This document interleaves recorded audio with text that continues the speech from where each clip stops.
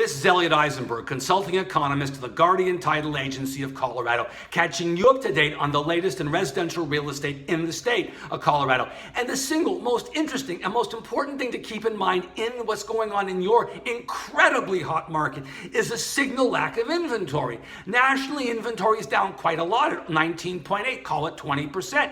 But in Colorado, you're down 57%, almost triple as much as what's going on nationally. In Pikes Peak area, it's down 59%, a little more than the national average, the state average. And in Fort Collins, where there's lots of inventory, I'm joking, it's down 45. And in Boulder, where there's tons of inventory, again, I'm joking, it's only down 44%. What this means is inventory over the last year has fallen by 2 to 3 times as much in Colorado as in the rest of the country as a whole.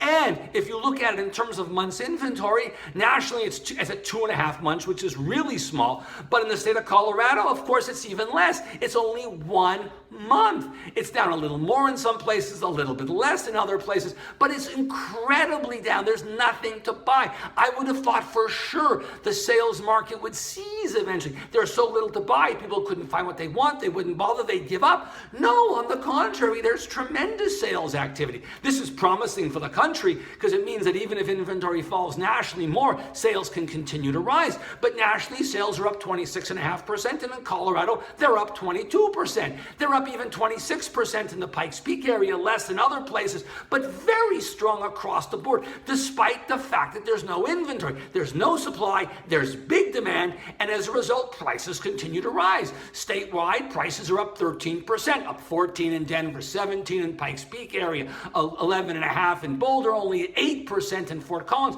That's still a remarkably strong number. These numbers are probably unsustainable, is my bet, and I would suspect that next year prices rise more slowly than they have in 2020. We're not going to have some of the pent-up demand from the spring selling season that didn't materialize. We're not going to have coronavirus that's pushing us into houses. We're probably going to have a little more supply.